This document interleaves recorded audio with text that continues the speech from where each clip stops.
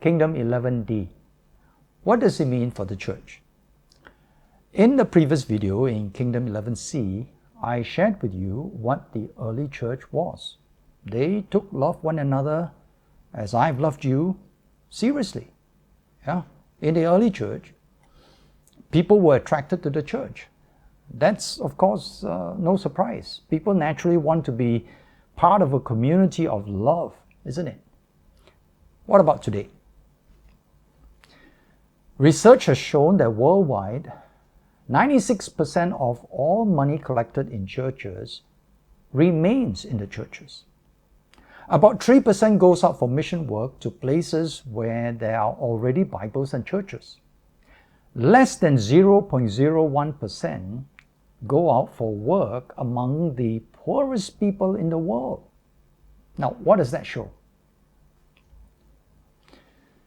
In Myanmar, there was a man who lived at a bus stop with his wife and his 2 kids for 2 months, living at a bus stop, totally destitute and sick and hungry.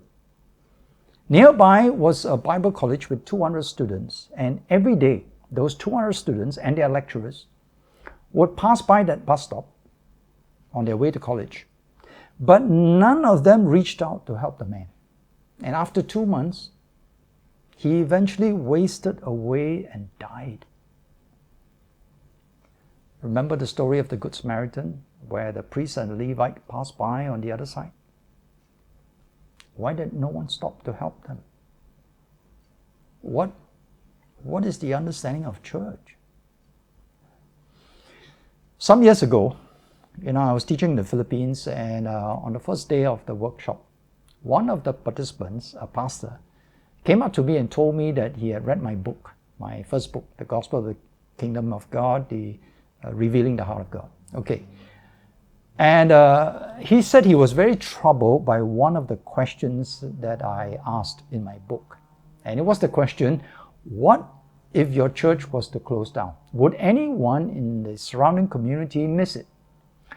He said that when he read that question, he was very troubled because he wondered how his community, the community around his church would look at his church. So he decided to do a survey. He typed out some questions and on a sheet of paper, and he made copies of it and went around the neighborhood distributing to all the homes. Okay, and a few days later, he went and collected them back. And when he read the answers, he said he was shocked. Most of the people did not like the church, and some even hated the church. He said he had no idea what the people were thinking before that. Now, one of the questions he asked in the questionnaire was, what do you need? Is there something that we as the church can help you with? And he said he asked the question as a result of reading my book. Now, many of them answered, we need water. He said to me, what you said in your book is true. We have been so blind to the needs of people around us because we are so focused on church. Our community needed water, but I did not even realize that. So he met with his church committee and he asked them what they should do. And they all decided, well, Pastor, if they need water, let's help them with water. So they installed a standpipe with a tap in the community. And they ran a pipe from the church building to that tap so that anyone could, go there and get water anytime, whenever they needed it. Now, what happened next was a surprise. He said many people in the community started coming to his church. He said previously they would have, meetings with special guest speakers and special worship teams and music and food and drinks and all that, all right? But few people came. And those who came, they ate and they left, did not come back, yeah? But this time, there was no special speaker, no special worship team, no food, no drinks, no banners, no handbills, nothing. Just ordinary church. But people came. And then he said to me, all we did was we gave them water. And this is not just in the Philippines. It's the same idea of church in churches in all the countries that I have been teaching in the last 27 years.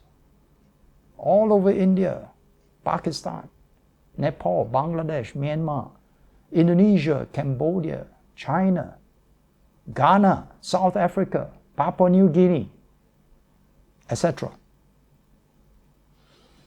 Remember Kingdom 9B, where I talked about what's spirituality actually?